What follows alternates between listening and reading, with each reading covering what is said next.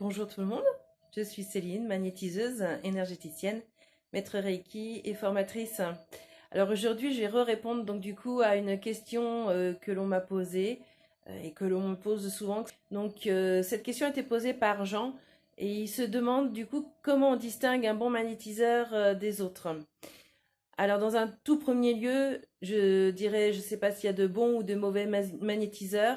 Alors bien sûr, je ne parle pas vraiment des charlatans qui, eux, bien sûr, je ne veux même pas les compter. C'est simplement, bon, surtout votre propre critère qui sera donc le mieux. Et pour ça, donc, il faut avoir votre discernement et être à votre écoute, votre intuition, qui va vous dire si vous êtes à l'aise avec une personne ou pas, si la manière dont elle agit avec vous donc vous convient ou pas. Et là, donc c'est ça surtout qui va vous dire si vous êtes en face d'une bonne personne, je dirais, par rapport à vous ou pas. Je ne parle pas forcément que de magnétiseur dans ce cas-là. En ce qui concerne donc les magnétiseurs, déjà, il faut qu'ils soient donc à votre écoute.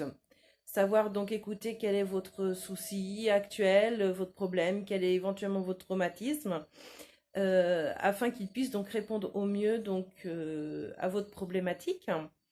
Bien sûr, il faut que ça se fasse dans la bienveillance, dans la douceur, parce que si vous venez avec un choc traumatique et qu'on vous parle de manière sèche et vraiment pas très agréable, je pense que intérieurement, vous devez certainement mal le vivre. Donc du coup, non, non, il faut vraiment que, voilà, on soit là avec l'écoute, avec la bienveillance, avec l'humilité aussi, parce que on ne peut pas guérir tout quand on est magnétiseur. C'est surtout qu'on ne peut pas dire qu'on peut guérir. Ça, c'est un mot qu'il faut vraiment donc enlever du vocabulaire du magnétiseur, puisqu'on est là en tant que complément à la médecine, donc je dirais traditionnelle, où on va pouvoir donc soulager donc certaines douleurs, certes, mais en aucun cas on peut guérir. Et justement, ça m'amène donc au prochain point. Si vous voyez donc un magnétiseur qui vous dit je vais vous guérir de telles choses, et en particulier je pense aux personnes donc, qui ont le cancer, où là on est vraiment dans un accompagnement pour soulager vis-à-vis donc des effets secondaires de certaines chimiothérapies ou radiothérapies. Là, si vous voyez un magnétiseur qui vous dit je vais vous guérir du cancer, alors fuyez. Parce que là, ce n'est pas possible. Effectivement, il peut y avoir des petites choses où on peut, en plus donc comment dire, du traitement médical amélioré, mais c'est avant tout vraiment les effets secondaires tels que bah, les nausées, les brûlures, voilà, des petites choses comme ça, des petits malaises que peuvent avoir ces personnes-là. Et vraiment, voilà, quand j'entends voilà, des personnes qui veulent dire je vais arranger les choses, moi ça me met hors de moi. Donc, première petite chose. En plus, ce sont des personnes souvent qui ont envie d'avoir le pouvoir. C'est-à-dire que, voilà, moi je, fameux petit ego, c'est le gros moi je, là, cette fois-ci, hein, où bah, je peux te guérir, je peux faire ceci, je peux faire cela. Euh, non, il faut vraiment garder les pieds sur terre. Nous, en tant que magnétiseurs, on est juste intermédiaire. C'est-à-dire que on transmet donc l'énergie à travers nous. En aucun cas, c'est nous qui faisons, voilà, qui faisons le travail, puisque c'est avant tout donc l'énergie effectivement à travers nous, mais c'est aussi vous en tant que personne que l'on reçoit qui faites votre propre travail intérieur. Voilà. Dans l'envie du pouvoir, c'est aussi donc par rapport aux tarifications.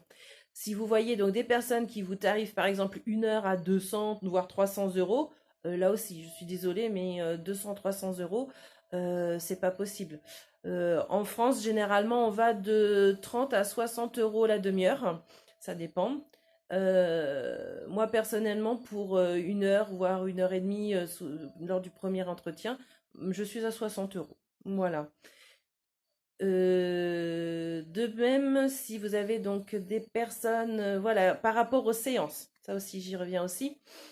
Alors, souvent en conjuration, effectivement, on a besoin de voir les personnes plusieurs fois, quelquefois par semaine, mais bon, généralement, c'est plutôt plusieurs fois par mois. Donc ça, bien sûr, je dirais c'est normal. Par contre, si on vous demande voilà, des séances de manière très régulière, en plus à des tarifs, mais euh, inadéquates, bah là aussi, vaut mieux fuir dans ces cas-là. Généralement, enfin, en tout cas, ce que je propose, c'est, voilà, on fait 3 séances ensemble. Je mets toujours un mois d'intervalle entre les 2 séances, puisque bah, en magnétisme ou dans l'énergétique, ben voilà, on appelle ça médecine douce parce qu'effectivement, ça va en douceur et ben, des fois, ça fait des effets aussitôt, comme ça peut faire des effets 3 semaines, voire un mois, donc après la séance. Donc d'où mon importance à ne pas voir les personnes non plus tous les jours, voilà. Et pareil, donc au bout des 3 fois, donc on se voit, donc au bout des 3 mois finalement, si toutefois, bah, il n'y a rien qui s'est amélioré, que bon, effectivement, il n'y a rien de positif, je dirais, par rapport à toutes les séances qu'on a fait, bah, à ce moment-là, on s'arrête là tout court. Ça veut dire que je ne suis pas la personne qui vous correspond. Peut-être que c'est une autre thérapie qui vous ira le mieux. Ça sert à rien de s'acharner donc sur voilà des séances pour des effets qui ne sont pas là. Donc voilà. Et puis bah oui, petite chose aussi très très importante par rapport à être un bon magnétiseur ou pas, on ne fait pas déshabiller les personnes. Hormis donc certains d'entre nous qui sont rebouteux, pardon, qui effectivement donc là on peut avoir à enlever un haut pour pouvoir remettre au niveau du dos ou autre, mais non, en aucun cas on vous fait déshabiller. L'énergie passe à travers les habits, passe à travers les ceintures, passe à travers les bijoux. Vous n'avez pas à vous déshabiller. Si quelqu'un vous demande de vous déshabiller, qui en plus peut avoir des gestes incorrects vis-à-vis de vous, alors là, c'est à proscrire, pardon.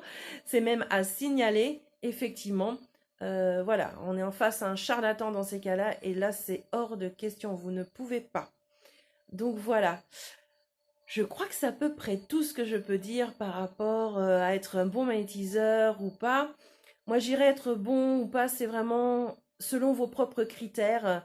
C'est de vous écouter, d'avoir du discernement, vraiment du discernement vis-à-vis donc des personnes que vous allez donc voir, surtout si c'est pour du développement personnel ou si c'est pour bon bah des soucis psychologiques.